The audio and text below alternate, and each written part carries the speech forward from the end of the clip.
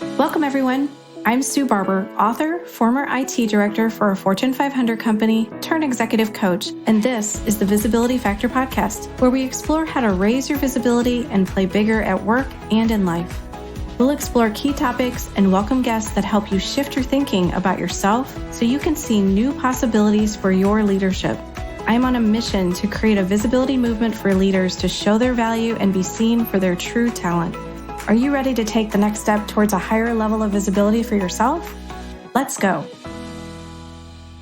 The Visibility Factor podcast is brought to you in part by the 90-Day Visibility Breakthrough Accelerator Program. Do you believe deep down inside that you can have a bigger career, but you don't know how to get there? You can keep doing what you're doing, but what if there is a better way that could accelerate your progress? This 90-day program is a powerful experience that is unique to you and provides dedicated time to focus on your specific challenge. It gives you the time to develop big ideas and plans to execute them, including the tools, resources, and motivation needed for success. Hundreds of clients have used this same program to take them to the next level in their career and to create a better life. Join me in a 90-day experience that focuses on challenges like creating a strategic plan, how to lead an organizational change, or prepare for a career transition. This dedicated time will help you see new possibilities, recognize your strengths, and take away key insights that can be leveraged immediately. Are you ready to create a breakthrough for yourself? If you're interested in learning more, visit susanmbarber.com/Visibility Breakthrough Accelerator for more information and to sign up for the program. I look forward to seeing you there. Hello, everyone. Welcome back to the Visibility Factor podcast. This is Sue Barber, your host. I'm thrilled today to bring my guest, Michelle Newman, to meet with all of you. She is a coach, a former executive for the TV stations. She is just doing some amazing things in the world, and especially helping women at middle age learn how to have a second opportunity at doing things in a way that maybe is better for them than they did in the first half of their life. And I really admire all the things that she's done, and I'm just excited to have her here to share her wisdom with all of you. So welcome to the show, Michelle. Thank you so much for having me, Sue. It's fun being on your podcast, as I was so fortunate to have you on mine. So this is great. Yes, I know. It's so exciting. So I'd love for you to do a brief intro of yourself and just share with everyone what it is you have done and where you are now in the world. Well, It all started, I was in the entertainment industry, as you mentioned, for over 20 years. I was a vice president of CBS Daytime in their programming and marketing. And when we were doing that, we coveted 18 to 49. That was the group that we went after. That was the group that Madison Avenue cared about. So that was what we cared about. And I left when my husband got a job in Maryland and I had my children older. Which is why I like to call we are the new midlife, because right now here at 54, I have a 12-year-old and a 14-year-old, and we are just starting braces. But, right? So it's a little different, but it's fun too, because yes. I can look on my Facebook and see friends with their grandbabies. So it's all good. And we are in this whole new middle age of ourselves, our power years. But I didn't always feel that way, Sue. I have to admit, when I turned 49, that was the last year of the demo. And I was like, oh my gosh, I'm going to be invisible. And I did. I didn't want to celebrate my birthday. I didn't want to turn 50. Luckily, my family and friends had a different idea, which was great. But my turning point was when I was taking my daughter, she was 10 at the time, to her spring concert. And here I am running around, and there's all these young moms there, and their daughters look perfect. They've got their hairs perfect, their clothes are perfect. And I'm like, oh my God, I just got her here. So she was excited. I'm sitting down in the audience watching my daughter play her flute, and I have a hot flash. And I don't know if any of you midlife women can relate to me, but I'm, burning up. And one of the 30-something-year-old moms look at me and they're like, oh my gosh, you're getting really emotional, which I'm thinking to myself, don't worry, you'll be getting emotional too very soon, right? But it dawned on me, Sue, why am I being so hung up by this midlife, by this number? Because at the time, my oldest was 10, my youngest was 8. I still have a lot to do as a mom. And I just had a lot to do as a person. And I thought to myself, I want to empower midlife women. So I did the only thing I knew how to do was entertain. So at the time, I was not around anyone we didn't have a television station nearby, but I knew the owner of a radio station. And I put together my legacy as I helped develop and launch the Talk and Let's Make a Deal. So during that time, we had a lot of production companies pitch us television ideas. So I knew what it was, how to put a packet together to pitch a show. So I literally put it together. I went to FedEx, had it binded, this whole big thing. Fred got to page 4 and he said, sold. So I have 30 minutes on a classic rock radio station, and then it turns into a podcast. But I wasn't done with that. I thought, okay, I can help midlife women listen to this podcast, but I want to do more. And then that's when coaching came evolved. And I was doing one-on-one coaching, but then I wanted to do more. I want to help more women. So then that evolved into having a midlife academy, the Newman Academy, which has been going strong for 3 years. I'm in 15 states. I'm in 3 countries, and it just keeps expanding. And from that, I'm now an executive leadership coach as well, helping midlife women in the corporate world. We have so much to do, Sue. We're just getting started. And I think that's what gets me up every morning and so excited. Yes. I love your videos. So if you want to check out her group, The New Mid, on Facebook, she does a live video every morning. I don't think you do the weekends. Do you do the weekends too? I don't do the weekends. I used to during COVID, but then I stopped. You know, it's funny that you say that, because how that got started was very organic, because I don't know about you, but when COVID hit, I didn't know what day it was. I didn't know what day of the week it was. I didn't know the date. So I started doing that to help people know what day it was and the day of the week, and to encourage everybody, like to have some light in this dark period of time. And it just kind of grew. And so I've been doing that now for over 3 years. Yeah, I remember just taking the first walk outside was weird, because nobody was really doing that much, and everybody who'd see the other person like cross the street. It's a very weird time for all of us to experience, for sure. I want to go back to what you talked about in that experience that you had when you were at your daughter's event. You know, when I think back to my dad, when he hit 40, my mom threw him like a little over the hill party. You know, his cake was with a little over the hill thing. And I thought, wow, he's so old. Oh, definitely past that age. And you can just see, like, it doesn't feel the same. You know, when you're young, it feels like those ages are so much older. And now as you're going through them, it's like, you know what, there is so much to do. And I really love that you talk about that and help people see what's possible for them, right? They don't have to say, I'm done. They can keep going and probably do things that they never even dreamed of before. So I'm curious, what do you find is probably the biggest challenge for people to start to see that? Is just a mindset change? Or are there other things that maybe they're afraid of, that they don't think that they can do more in their life as they reach a certain age? Well, I love how you bring up your dad's birthday party, because my mom had an over the hill birthday party at 40. And I was at the Price is Right 9 months pregnant on my 40th birthday. So if you want to have a juxtaposition, it was, you know, I was quite large on my 40th birthday, ready to have my first baby. So times are different, and it really does start with your mindset. It starts with your self-awareness. That's what I tell everyone is it's an inside job. Everything is an inside job.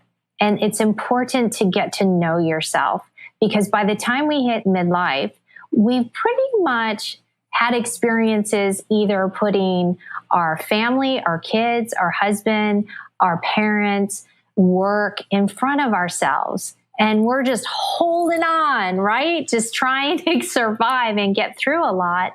And before you know, you look in the mirror and you're kind of like, wait a minute, where did these wrinkles come from? When did my neck get a little creepy? When did my arms like whip back? Like what happened? And to me, that is the most important thing anybody can do, is get to know themselves, find themselves again. Who is that person that bright-eyed, bushy-tailed, really excited to go out into the world and start their own life, whether they got their first place to live at, their first job, all of that. Because by the time we get to midlife, we've had some ups and downs. We've had some curves. And a lot of times the limitations that are put on us, we've put them there. So really kind of having a come to Jesus with yourself and giving yourself a break. Getting to know yourself shouldn't be about criticizing yourself. It should be about being a scientist and observing and being non-judgmental. And that is when you can realize, whoa, I've gone through a lot and I'm still here and I still have stuff to do and desires. And I'm young enough, I'm healthy enough. Or if you aren't healthy enough, now is the time to check in with that. Just as an aside, I was also pregnant at my 40th birthday. Everyone else was drinking and I was not. So just to tell you how fun that was. It's not exactly what I envisioned. We are kindred spirits, that is for sure. I know. We have so much in common, for sure. But going back to what you just shared, is it because maybe people believe what other people have told them? There's always a lot of limiting beliefs that people carry around for a really long time. And I have found that a lot of people have never even taken the time to do the inner work at all, maybe because they didn't know how or what to do first. I'm curious if you have any tips that you start with people to say, here's some questions to ask yourself, or here's a place to start to really start to get to know yourself. Because I feel like for a lot of people I've worked with, it feels overwhelming to even start down that path. Yeah, and it's very easy actually to start down this path. Simply take note of your top 3 emotions every single day. Because what happens is your thought process, whatever you're thinking, leads to your feelings. This is life coaching 101. I think it was Brooke Costello who came up with this model, and she might not, someone else might have let her know, but I think she talks about the model. And your thoughts lead to your feelings, which lead to your actions, and those are the results you're going to get. So to start off, just hopefully, if you don't think of this as journaling, just write it down, but keep track. How did you feel today? What were the 3 emotions that you had today? Why did you feel that way? And how would you like to feel? What would you like to have felt differently? Because we have the power to control our thoughts. We might think, oh no, our thoughts are like a record player and they just kind of go round and round and round. But honestly, you have the power to pick up the needle. Yeah, we're dating ourselves. We're midlife. But you don't want that record to just skip on the same thing. Pick up the needle and put it on the next song. But you need to be aware of, what are you feeling? Why are you feeling this way? And how would you rather feel? And that's taking control, because only you have control over yourself and not anyone else or anything else that is out there. You mentioned in the bio that you sent me around defying expectations that have been placed upon women, kind of both on screen and off screen. So I'm sure you saw some things that probably many of us have not seen dealing in television. But I'm curious, what have you seen from the people that you're working with, the expectations that have been placed upon them? How do they begin to work through those and let those go? You brought up a good point earlier about your subconscious. Well, I thought subconscious, about how you get certain growing up expectations, certain things happen to you. And basically, by the time we're 6 years old, how we are going to be, our personalities are hardwired in. before we can really even talk or anything. And who do we learn that from? We learn that from our parents. And how did our parents learn that? They learned that from their parents. So a lot of these expectations that have been put on us have come from generations and generations. And then say you struggled at math, say my little one, she's taking algebra, and, there might be a couple times when she was just struggling at this one part. In the past, you might have a teacher that's not thinking and says, gosh, you're not very good at math. Just as a comment that is off the cuff, didn't really think about it. And then you grow up thinking, I'm not very good at math. But I want everybody to know, math, you have a breaking point. Everyone can be good at math, believe it or not. Everyone can. You just have to keep at it, and then there will be a switch, and then all of a sudden, math is your best friend. So we have these subconscious that these weeds were planted into that. And when we're older, we carry these around. So it's funny. Growing up, I'm 5'2". I am not Cindy Crawford. I am not Elle Macpherson. I am not Naomi Campbell. I am not Christy Turlington. So growing up, I saw these supermodels on magazines, and I actually met Cindy Crawford when I was working at Entertainment Tonight. I can't find that picture, but it's literally like she's up here and I'm like down here, and she's gorgeous. And it was fun. She's super, super nice, by the way. But I grew up thinking being short isn't great, right? And I'm sure somewhere when I was a kid, someone called me shrimp or, you have these expectations. You have these things that are put on you. We grew up with those supermodels in magazines, right, Sue? I was never going to be 6'2". I was never going to be a supermodel. That's just not how I am. And so you try to get past that. You get older and you're like, oh, it doesn't matter. And I'm fine who I am. And I'm getting to know myself more, which is fantastic because a lot of the stuff that happens in the entertainment industry, a lot of the stuff on the magazines is not realistic.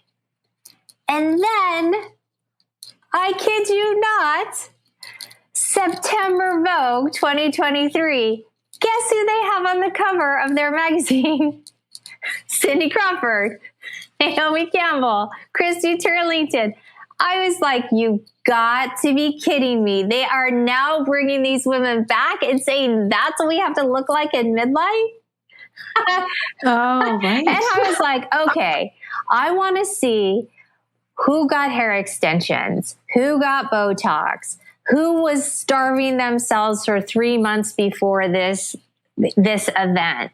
Like, I want to see who got the fake eyelashes, what was the airbrushing like? I mean, there's a lot that goes into that. And I have to say, God bless them for taking care of themselves. They have great genes, but not only great genes, they've taken care of themselves, which is important for all of us to take that from that. But I don't know, it was funny, Sue, because the people who, in my feeds on LinkedIn, the people who posted that and was like, oh, they're celebrating aging and everything, were men. Not one of my female midlife coaches, all of that, not one of them posted that cover. So I don't know. I don't know if I've been rambling on and if you'll get any of this, but all I'm saying is we've got things that are planted in our subconscious, weeds that we need to take out of them. These airbrushed, you need to be a supermodel growing up, And I love the new Barbie movie because they even talked about Barbie was not even, right. She'd fall over like, she wasn't realistic. They're even saying like, I love America Ferrera's rant about you have to be thin, but not too thin, but you still need to be thin. There's all of this. You just don't feel like you can win, right? There's no winning. in the way everybody's expectations. And I think social media obviously just makes that worse for the later generations who are constantly checking that out. What advice or things have you seen? I know we're talking about the older generations, in our generation specifically, but what do you think are the things that our kids are dealing with now because of social media, because of comparison? Are there things that we could be doing to help them start to see things in a new way and not wait until midlife to learn? Oh my gosh, this is a great question. This is a fantastic question because I'm in the thick of it right now with two girls that are 12 and 14. And this is when they're figuring out their identities. And it's a powerful time. And I have to say, sometimes I'm a little overwhelmed thinking, oh my gosh, this is such a critical time. What words am I using? What words are my husband using? How are we, accepting them, but yet setting boundaries? And also, so there was a big incident that happened recently with my oldest daughter. And it's funny. The way our family works is the girls go to my husband first and they talk about it with my husband. And then they figure out, okay, how are we going to tell mom? How are we going to tell mommy? Usually my husband breaks it to me. So he does it first. And then my daughters will come and we'll have the conversation. But the one piece of advice that I really think is important to remember is you're the parent. Be it. You're not their friend. Love them, encourage them, watch what words you use with them, listen, really listen. But at the end of it all, be the parent. And we kind of joked because after we went through this incident, I was like, you might not be happy with me, but I am undoing some things and you're going to have to tell your friend it's no. And you can be as upset as you want with me. I don't mind. You can blame me. I don't mind because I am your parent and this is what I am protecting you. And do you want to know something? She was so relieved. I was going to say that. She was so relieved. Be the parent. Yeah. I think they need some guardrails, right, to help them, especially in the world of today, because there's so much peer pressure and so much, comparison happening that they feel like they have to be perfect. And I'm happy to be the bad guy on a regular basis in our house as well. And, I've told them, I'd much rather you call me if you're in a situation that doesn't feel comfortable or that you need help. My oldest, the two older ones are 25 and 23 now. And so they're less likely to need me in the same way. But if they do, they still know they can use mom as the bad person. So if it helps them get out of some situation that they're just not great at and don't know how to deal with. But, my son is a whole different story. He's a senior in high school. And so, what I love about them is they're each developing their own personalities. And what I love about that is they're figuring out their level of confidence, where they can push the boundaries a bit for themselves, where they can have some freedom, and how they can start to just figure out who they want to be. It takes time, and I don't think that even occurred to me for a really long time. Who do I want to be in the world? And so some of the things that I talk about with people, I know they're hearing, and, they know what's happened in the book and all the things that I talk about on the podcast. And so I'm hoping some of those things rub off on them and they recognize that they can be, the people that they want to be, and they can choose that every day. I always talk about choices with them. You have a choice to make. What choice do you want to make?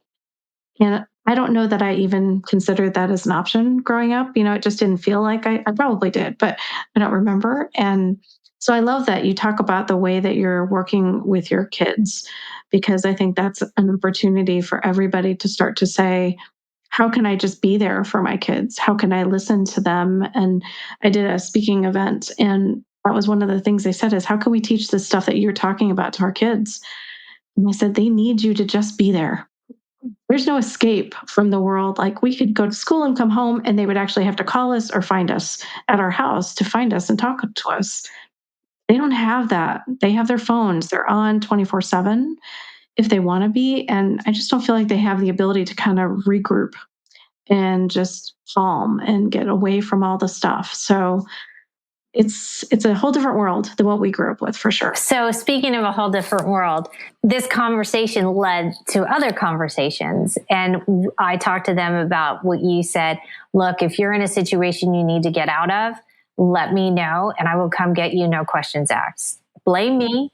Mm-hmm. And so I had heard this before, but so instead of calling, I was like, okay, I want you to send me a hot dog emoji, because that's not an emoji that we would ever send. So I was like, and so there was this huge conversation. No, I don't want to send you a hot dog emoji. I want to send you a tree emoji. No, I want to send you a chair emoji. And I was like, no, just send me a hot dog emoji. So at this point, I'm like, just send me emoji. Like, I know if there's somewhere.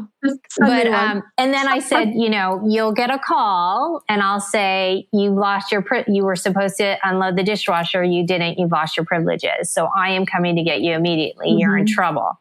And then they can play it up and say, my mom's so mean. And I'm like, blame me. So we just had that conversation. It was funny. Exactly. But it's funny because it was like, what emoji am I going to use? So yeah, things are new. The other thing we've come up with, and I don't know if this is helpful for any parents out there, but I agree with you that the kids have got to unplug. They need to set their phones down. And one of the things that we are trying to instill in our daughters at this age is discipline. And discipline is not a bad word. I know a lot of people don't like that word and they're like, it's, disappointment. I don't like the dis. And I'm like, no, discipline is good and kids need discipline and they need to learn it at a young age because it gets a little harder as we get older.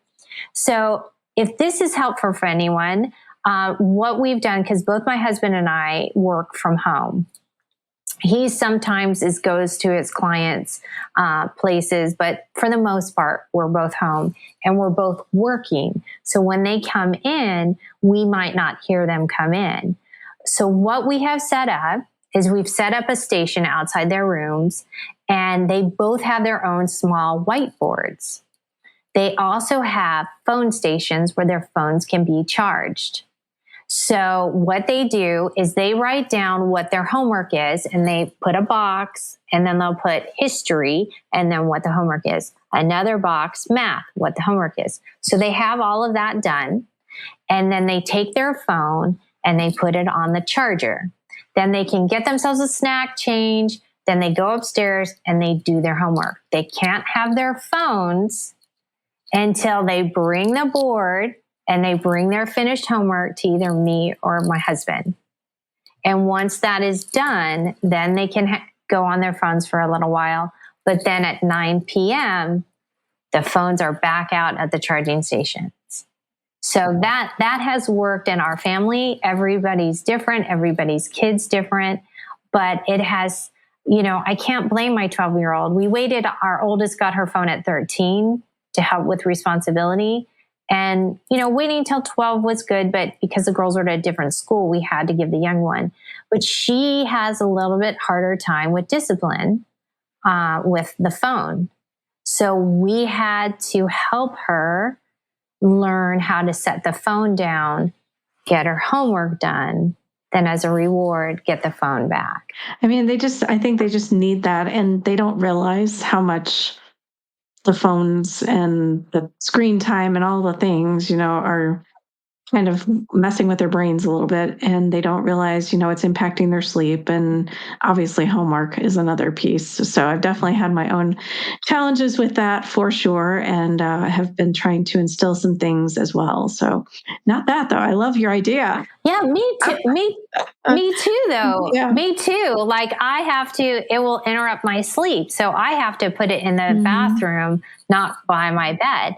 And you know what? Okay. So can I tell you something funny? So, my father just passed away recently. So I'm taking care of my mom a little bit more. She comes and visits. But while my dad was sick, I was staying with my mom and she had a knee replacement. So both our bedroom doors were open because if she needed me in the middle of the night, I would go help her. Can I tell you how many notifications would go off on her phone in the middle of the night. And she was like, oh, I didn't sleep very well, and I'm like, that's because your notifications are going up. So I didn't say anything, Sue, but I went in her phone and I turned off all her notifications. She slept a little bit better the next few nights. Interesting. That's so funny. Yeah, I have to set do not disturb because we will definitely get woke up by mine more than my husband's probably. And one night I forgot to do it and he woke up. He's like, what is that? I said, oh, sorry. Forgot to hit do not disturb. So that's crazy. Yeah, I can imagine that was a little bit crazy for you to hear all night long. And she didn't even probably realize she's hearing it. No, she had no idea. And I didn't tell her I turned her notifications off. I just did it. She'll be fine. Okay. So I'm also curious because you came from a world that you had a really big job. You got to do a lot of great things, met a lot of great people. Mm-hmm. What has been the biggest challenge for you kind of coming into owning your own business, doing all these great things with women? What have challenges been for you? Well, I could say if you want to get an interview with somebody, it's a little bit harder now than it used to be. I mean, when you work at CBS Daytime, you pick up the phone and all the managers and PR people answer. So that's a little different. But I have been fortunate to have incredible women like yourself, but like I've interviewed Joan London and Dominique Dawes and some of my other friends, AJ Langer, and some really great experts in the midlife field. So that being said, owning your own business, I'll take it. It's lonely, I have contractors, and I'm sure you can relate to that. And gosh, I love when we're talking and we're laughing and we're building together. I love that camaraderie. I love collaborating, but at the end of the day, it's just me, and that's a little bit lonely. So that definitely can be a little challenging. But there's nothing like, and I'm sure you feel very similar, but there's nothing like getting off a coaching call when you can see the difference, when the light bulb goes off, or you can look and, I had one client who just recently, we were talking about this because her confidence in herself, how she handled herself was at a certain point, and just recently has had some incredibly big accolades. And she's so proud of herself. And she thanked me. And I was like, well, you did the work, but that feels amazing. Yes, I totally agree. I had one this morning that was similar. And she looked at me like with this uncomfortable feeling. And I said, well, you don't have to do anything huge, just one step. And I said, what's one step? And she said, okay, I can do the one step. So I know when we meet again, she's going to try that one step and probably go further than that, which is so cool to see. But yeah, there's so many great moments, I think, as a coach that you can help people start to see what great things they have about themselves and how wonderful they are that maybe they can't see. And that's what I truly love about it. It was transformational for me as a person, but I think how it's helping other people and people like you're helping as well. It's there's nothing like it. There really is nothing like it for sure. It's definitely a calling, and I feel called, and I feel fortunate to be walking similar in my father's footsteps, because he was a man of service in his entire life. And I look at this as service. It totally is. So let's talk about your new reset program that you have coming up soon. I'd love to hear what's included in that, what you're hoping comes out of it for people. I truly believe that if you're going to have change that lasts, you need to work on yourself as a whole. So if you really want to have a reset for maybe, for me, when my father was very ill, I basically was eating whatever was put in front of me. I was at the hospital a lot. I was helping my mom a lot.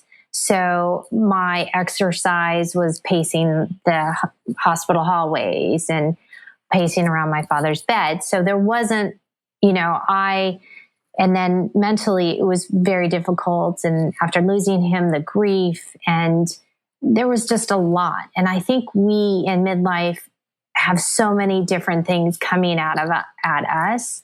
And then there's a point where it's like, you know what? I just need to hit the reset button.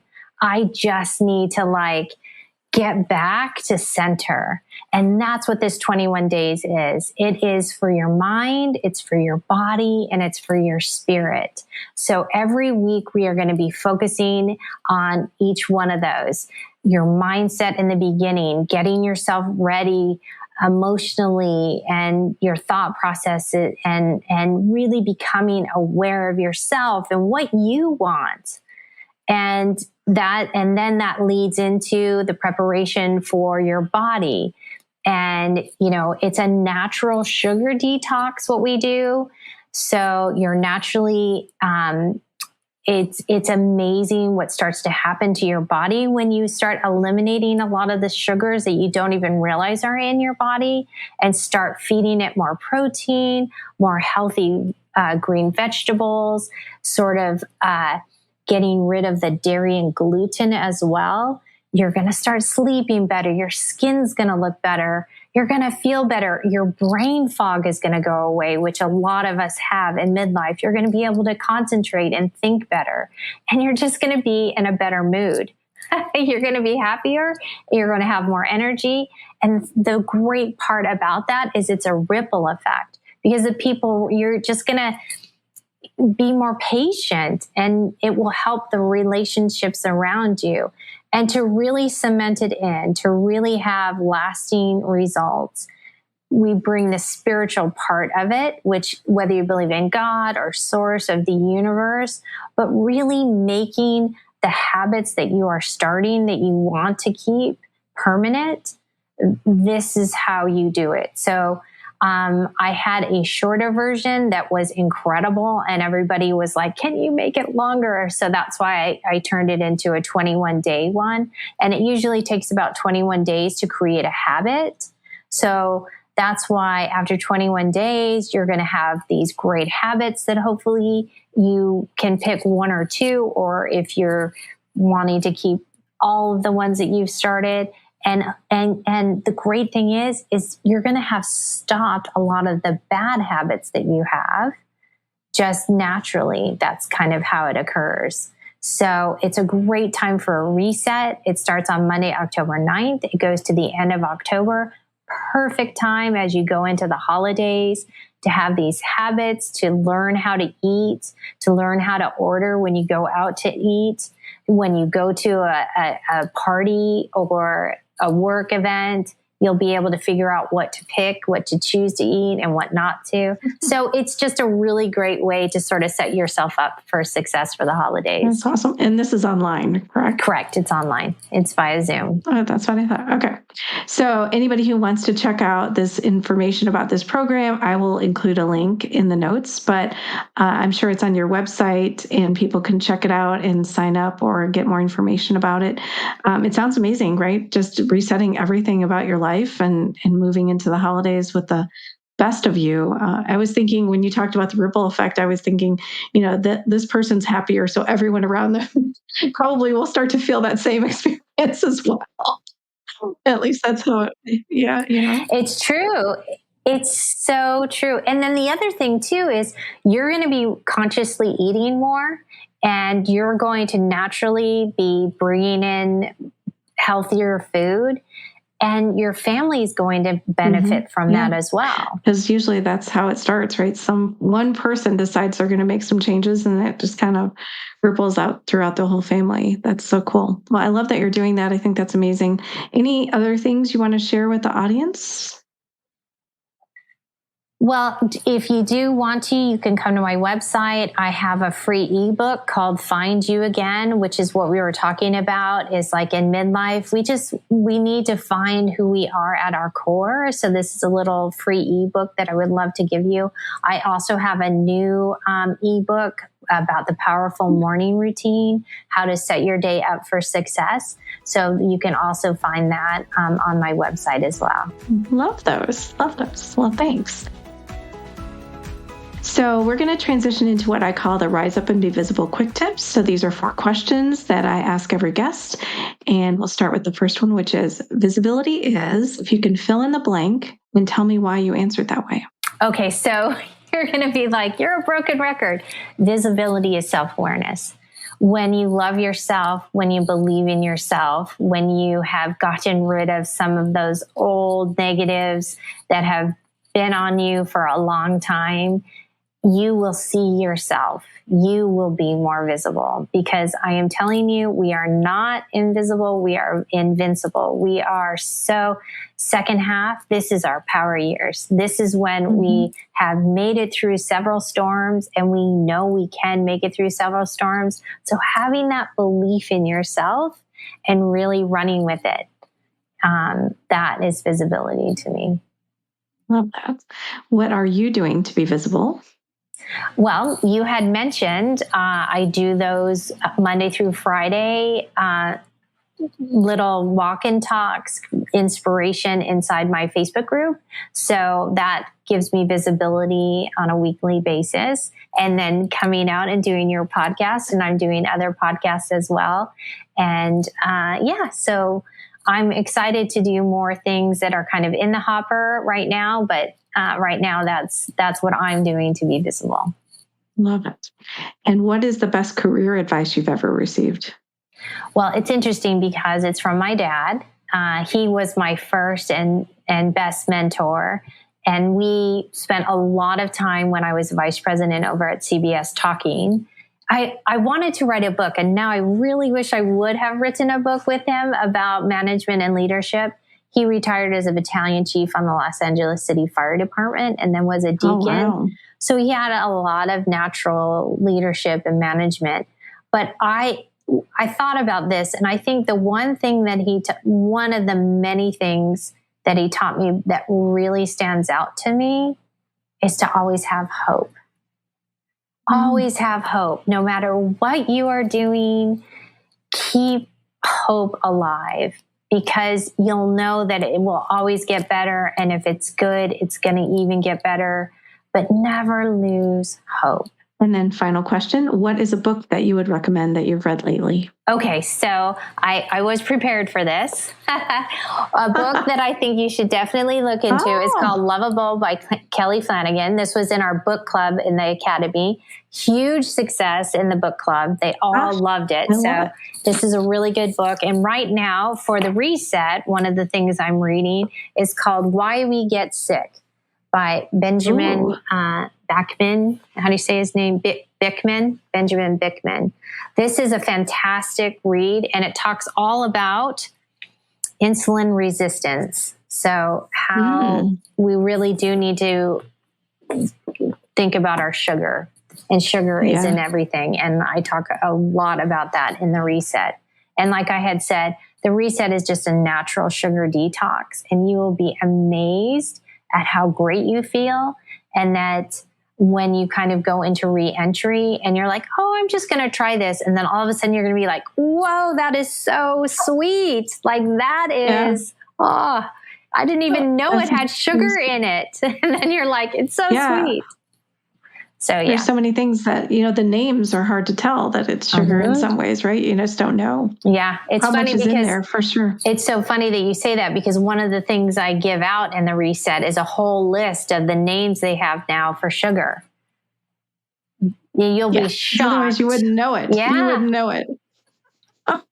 Same thing with salt. Sometimes I think they both have like so much, too much in a lot of things, but yeah, it's crazy. And, I just realized I have your book, Visibility. I should bust that out. It's a great book. Always nearby. Always nearby. Well, thank you. I appreciate that. All right. Any last things you'd like to share with the audience today?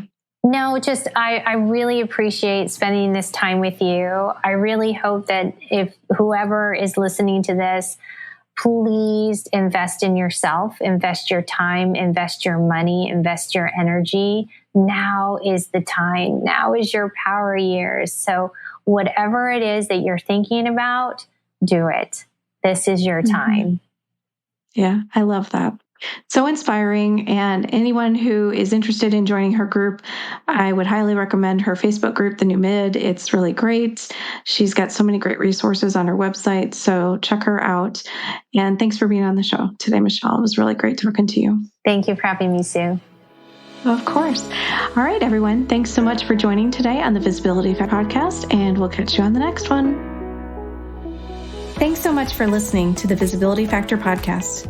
Remember that visibility starts with small steps that are intentional and consistent each day. Be bold, be visible, be the leader you were meant to be. Find us and subscribe on Apple Podcasts, Spotify, and wherever else you listen to podcasts. Follow us on all of our social media platforms, which are highlighted in the show notes. Thank you for listening, and we'll see you next time on the Visibility Factor podcast.